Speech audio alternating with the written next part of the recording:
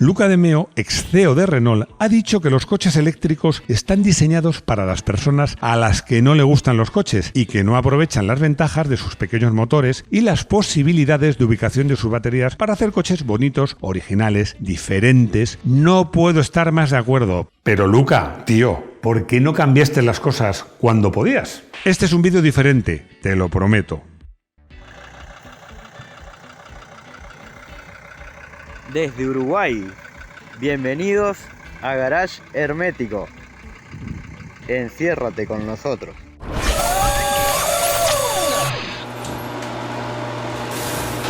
Y es que Luca de Meo, aparte de su último cargo en el mundo del automóvil como CEO de Renault, como jefazo, ha tenido puestos de responsabilidad en las siguientes marcas: Alfa Romeo, Fiat, Lancia, Seat, Toyota y Volkswagen, nada menos. Y no parece que haya hecho mucho por cambiar estas cosas. Es decir, pocas personas en este mundo han tenido la oportunidad o tantas oportunidades para cambiar las cosas en el mundo del automóvil, y Luca no ha hecho nada, o por lo menos en este sentido no ha hecho nada. Y eso sí, ahora alarga sobre los malos que son los fabricantes de coches, justo ahora que abandona el mundo del automóvil, del motor, para dirigir Kering, que no te suena nada de nada, pero seguro que Balenciaga, Gucci, Yves Saint Laurent te suenan. Vamos, que se pasa al mundo del lujo. Este es uno de esos vídeos que me gustan y a la vez para mí son un reto. Son vídeos en los que tratamos todo el equipo de ver las cosas como nadie las ve. Bueno, no voy a ser tan prepotente, como casi nadie las ve. ¿Por qué los coches son como son? La respuesta no puede ser más sencilla. La forma sigue a la función. Los coches convencionales son como son porque tienen que dar cabida a los elementos mecánicos, al motor, por supuesto el cambio. En cada época tiene una estética. El motor antes era más grande, el chasis era pieza aparte, la transmisión iba por debajo, con lo cual tenían que ser coches muy altos. La estética ha ido evolucionando paralelamente a la evolución tecnológica. Os lo voy a demostrar. Vamos a comenzar este repaso cuando ya había un cierto estándar en la fabricación de coches y los coches empezaban a ser, entre comillas, relativamente modernos.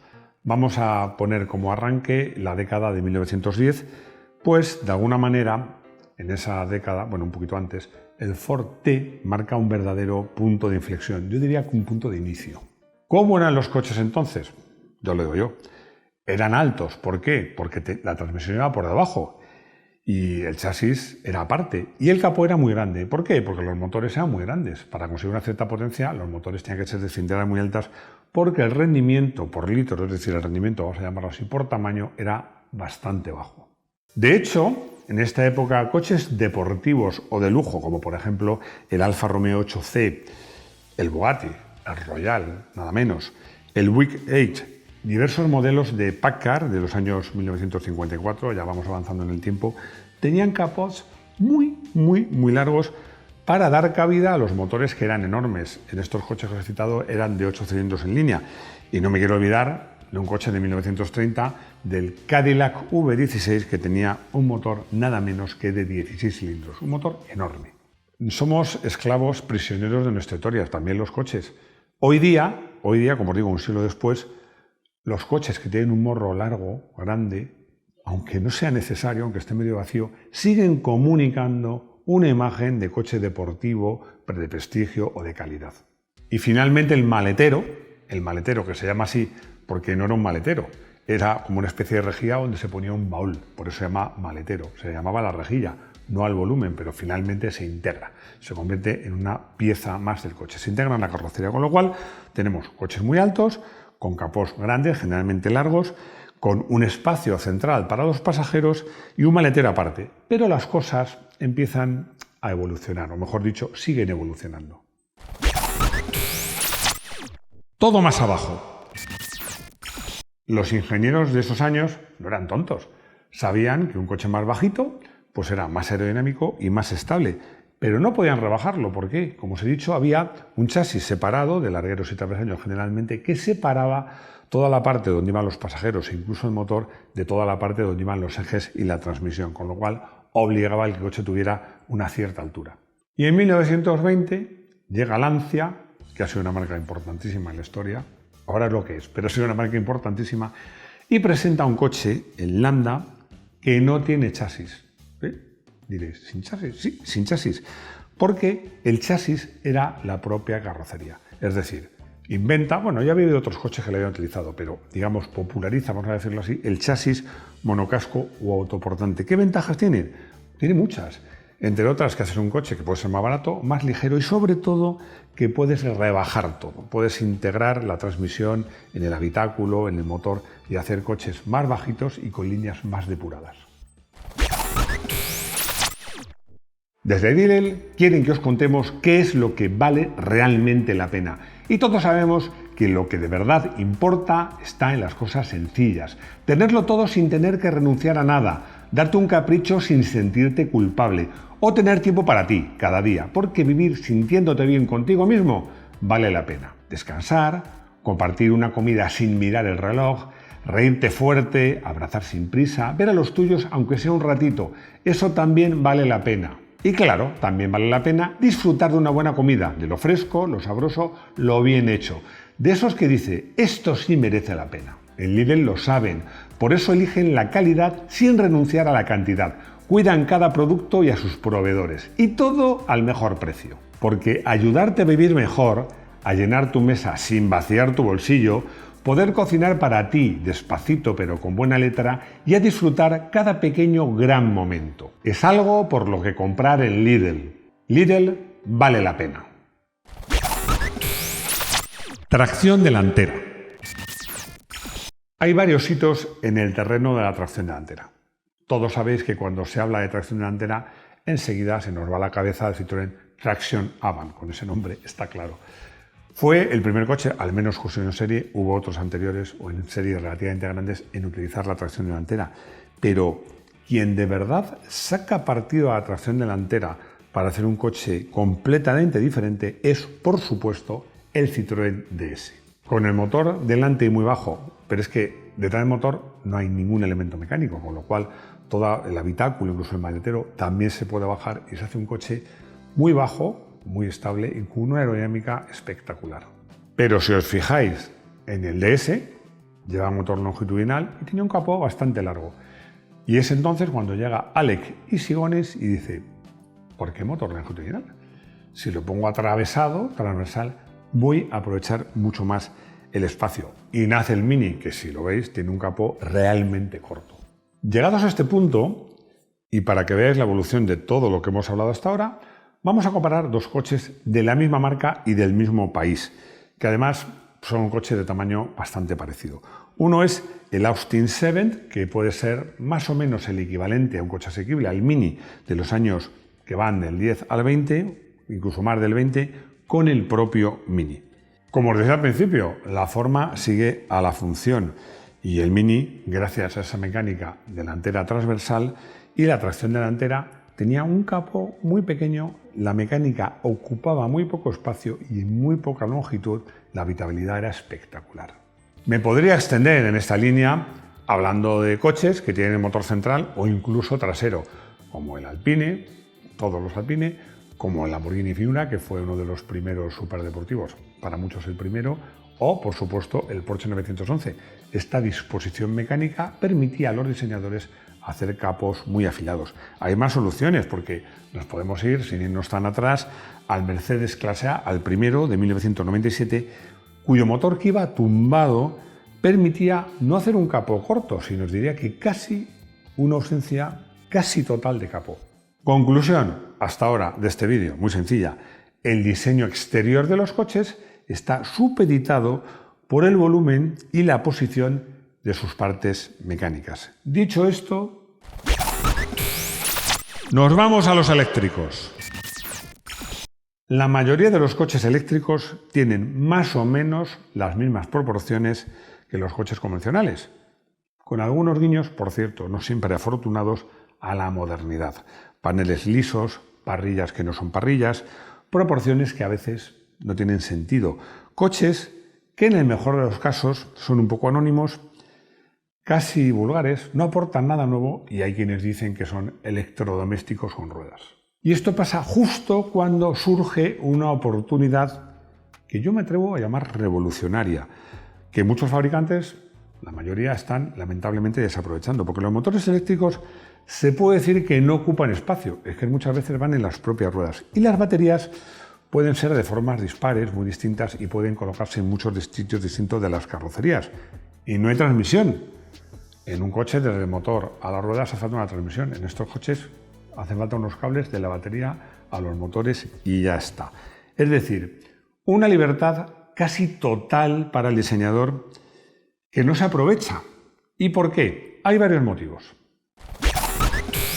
Primer motivo, ¿compartimos? Este es el primer gran problema de muchos coches eléctricos, que nacen con plataformas compartidas. Es decir, no se diseñan desde cero, sino que el fabricante parte de una plataforma, para entenderlo, de un coche, de una carrocería que ya existe, de un coche convencional, le mete como puede unas baterías, un motor eléctrico y a correr. No se diseña desde cero. Sin duda es la solución económicamente más ventajosa para los fabricantes. El resultado lo vais a juzgar vosotros. Os voy a traer un ejemplo de un buen coche eléctrico, el BMW i4. ¿Es feo? No, para nada. ¿Es vulgar? Tampoco diría que es vulgar. Lo que no es diferente, porque su silueta sigue siendo la misma de un coche térmico con el motor delantero. Tiene un capó larguísimo, en el cual, en las versiones térmicas, hay un excelente motor de 6 cilindros. Y en las eléctricas, pues no hay casi nada. Bueno, la marca dice que un amago de un pequeño maletero. Mantiene proporciones heredadas, forzadas. No se ha diseñado desde cero para ser eléctrico. Quiero hablar de las parrillas. Un coche eléctrico necesita mucho menos ventilación y mucho menos aire que un coche térmico. Sus baterías y sus motores se refrigeran, por supuesto, pero sus necesidades, como digo, son muy inferiores a la de un motor convencional. ¿Y qué hacen muchos fabricantes? Pues ponen una parrilla falsa. O sea, mantienen la estética de un coche térmico y ponen una parrilla falsa, en ocasiones una pieza de plástico brillante, a menudo de dudoso gusto, que imita algo que no es necesario. La tiranía de la herencia. Yo lo he llamado, porque me ha gustado la expresión, la tiranía de la herencia. ¿Por qué? Es un intento de que un coche eléctrico, vamos a decirlo así, parezca un coche de verdad. Un coche que no dé miedo por ser demasiado distinto al futuro cliente. Pero al hacerlo perdemos una oportunidad, la de que los coches eléctricos tengan personalidad propia. Como me dijo un diseñador de coches, no son un diseño honesto. No es un diseño honesto porque no responde a unas necesidades técnicas. Es un diseño que vive acomplejado, disfrazado de lo que no es. Un quiero y no puedo funcional que se traduce en una estética muy convencional y en ocasiones incluso vulgares. ¿Por qué? Porque recurren a artificios innecesarios que no les hacen falta. E incluso en coches que tienen éxito. Mírame, soy el futuro. Este es un guión, me tenéis que perdonar que estoy leyendo mucho porque hay muchas ideas que quiero que queden claras. Lo que os decía, esa falta de ideas originales se suple con artificios. Hay un concepto que me gusta, que usan los diseñadores, que es ruido visual, en el que se abusa de los detalles para compensar la ausencia de verdadera sustancia, de una silueta poderosa. Hay inserciones de azul, cochas, colores de azul eléctrico, tonos similares, para que quede claro que es un coche eco, llantas con detalles de colorines y por supuesto estrechas y carenadas, con más o menos fortunas, interiores que a mí me recuerdan a una tienda de electrónica más que a un coche, con pantallas gigantescas que eliminan, en mi opinión, cualquier sensación de calidez y que además impiden una conexión entre el conductor y el coche. Es un diseño que, a base, como os digo, de artificios, intenta gritar «¡Mírame! ¡Soy el futuro!», en lugar de recurrir a la elegancia de unas formas bien entendidas, bien paridas, sin detalles estridentes, como os digo. ¿Y si diseñásemos un coche eléctrico partiendo de cero y aprovechando esas ventajas, como os digo, de volúmenes para hacer algo diferente? En este momento es cuando la historia se pone interesante. Me voy a saltar el guión porque voy a empezar por la última frase. Esta es la mayor oportunidad en el mundo del diseño que han tenido el automóvil en un siglo, porque la arquitectura de un coche eléctrico puro, diseñado desde cero con una plataforma específica, es una auténtica revolución, una oportunidad, una hoja en blanco para los diseñadores. Nos podemos olvidar de todo lo anterior. Aquí tenemos lo que ahora se empieza a conocer como plataforma skateboard o monopatín, una base plana, muy bajita, que contiene las baterías, que son muy finitas y que van en el suelo del coche. Los motores son tan compactos que a veces va uno en cada eje, porque es muy pequeño, e incluso uno en cada rueda. ¿Y qué significa esto? Que hay muchas oportunidades para los diseñadores. 1. El capó no tiene que ser largo. Puedes acortar el morro drásticamente. 2. Sin motor de combustión grandote y sin caja de cambios, puedes adelantar mucho el habitáculo. 3. El parabrisas puede nacer mucho más adelante, puede ir más inclinado y te permite ganar espacio interior de una forma notable. 4. El túnel de transmisión, que aún conservan muchos coches de propulsión trasera, desaparece. El suelo es, dentro del coche, completamente plano. 5. Puede llevar las ruedas a los extremos del coche, alargar la distancia entre ejes al máximo y reducir los voladizos a la mínima expresión. Esta nueva arquitectura, estas nuevas posibilidades, deberían dar lugar a coches con proporciones radicalmente nuevas y emocionantes. Coches más espaciosos por dentro, pero con un tamaño exterior igual o más contenido. Coches con una silueta más de cabina adelantada que hable de futuro y de eficiencia espacial. Espacial de espacio, no de espacio. Para mí ya hay algunos ejemplos de coches eléctricos que en mi opinión son diferentes y que responden su diseño a las posibilidades que te da un coche eléctrico. BMW i3, un coche ejemplar en el sentido que hablamos, porque es bonito, va muy bien, es diferente y se utilizan las ventajas que aporta un eléctrico para ser un coche, como os digo, diferente. Tanto es así que se postula como uno de los pocos eléctricos que podrían estar llamados a ser clásicos. Mi exmujer tiene uno y le he dicho que no lo venda, o que si lo vende, me lo venda a mí. Honda E, un coche urbano encantador con un diseño que no mira al pasado de la combustión, sino que reinterpreta los compactos clásicos de motor trasero. Es pequeño por fuera, pero sorprendentemente amplio por dentro. Es un diseño inteligente y coherente. Lucid Air, el concepto de espacio inteligente de Lucid, aprovecha la compacta motorización eléctrica para ofrecer un interior excepcionalmente espacioso, rivalizando con berlinas de mayor tamaño. Fíjate en su vista lateral cómo el habitáculo está inusualmente adelantado, siendo como es una berlina. Mercedes EQS. La característica más definitoria de este EQS es su diseño One Bow, o un solo arco, en el que la silueta del coche traza una línea fluida y arqueada desde el frontal hasta la parte posterior sin interrupciones visuales. Esto le confiere un aspecto de coupé de 4 puertas y, lo que es también importante, un coeficiente aerodinámico extraordinariamente bajo. Porsche Taycan. Ojo, hablamos de diseño, no de oportunidad o de estrategia de marca. Y desde el punto de vista del diseño, este modelo mantiene una silueta deportiva clásica, pero aprovecha la plataforma eléctrica para tener un centro de gravedad increíblemente bajo y un morro más afilado y bajo de lo que sería posible, por ejemplo, en un Panamera.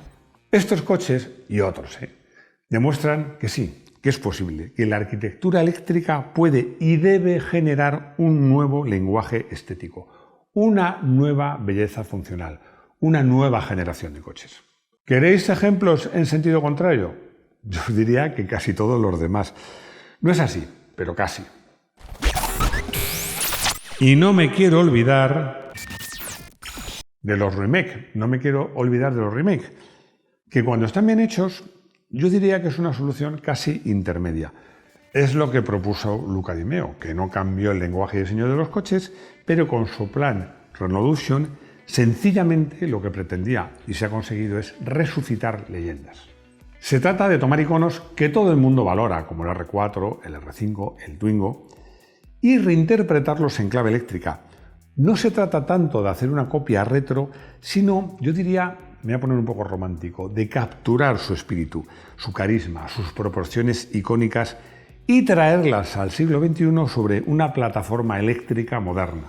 A falta de nuevas ideas, esta puede ser una buena idea. Conclusión. A ver, me voy a relajar porque os va a sorprender lo que voy a decir. Yo creo que la ingeniería del coche eléctrico es probablemente la más brillante y revolucionaria que hemos tenido en el último siglo. Solo falta que su diseño, de una vez por todas, esté a la altura de esa brillantez tecnológica. Y con estas nuevas propuestas de diseño innovador, distinto, adaptados a la tecnología eléctrica y mejorando la propia tecnología eléctrica, yo creo que se debe intentar que los coches eléctricos tengan una capacidad de seducción de la que, para mí, ahora la mayoría carece. Coche del día. Yo lo tengo claro, lo he citado, el BMW i3, que para mí representa mucho de esas cosas que os estoy contando, porque era un coche eléctrico con personalidad de coche eléctrico distinto, además iba francamente bien. Yo creo que, como os digo, representa el espíritu de una nueva generación de coches eléctricos y además un coche eléctrico razonable, con una vocación urbana, atractivo, bien hecho y que no pretende ser un coche para viajar. Consultorio. Ramón me pregunta si esta idea de Renault de resucitar mitos, iconos, la van a copiar otras marcas. La respuesta es, a ver, esto no lo ha hecho Renault, la primera. Está teniendo mucho éxito, sobre todo con el R5, pero otras marcas ya le habían hecho y te aseguro que la van a hacer más marcas. Lo que os decía, si no tienes nuevas ideas, por lo menos ten buenas ideas. Paco quiere saber, seguimos hablando de Renault, si va a haber un Renault 5 de los nuevos híbrido. La respuesta es que no. En ningún momento Renault ha dicho que vaya a meter la mecánica del Clio, que sería la más procedente, en este coche. Este coche además ha nacido como eléctrico, tiene la batería debajo, no tendría mucho sentido, no aprovecharías mucho espacio poniendo un motor térmico. Renault nunca lo ha dicho y yo personalmente creo que no vamos a ver este Renault 5 con un motor que no sea eléctrico. Lo digo mucho, pero siempre soy sincero, tengo una enorme curiosidad por leer vuestros comentarios sobre este vídeo y saber si estáis de acuerdo conmigo. En un sentido, si los coches eléctricos tienen que ser diferentes, hay que aprovechar esa oportunidad técnica para hacer coches diferentes y con personalidad, y si pensáis que hay una oportunidad para que los coches eléctricos seduzcan. Os leo en comentarios, gracias por estar ahí, por compartir, por vuestros likes, por suscribiros si no lo estáis, que ya es hora, por, si queréis ayudarnos, haceros miembros y lo más importante, que espero veros aquí, en nuestro garaje hermético. Hasta pronto.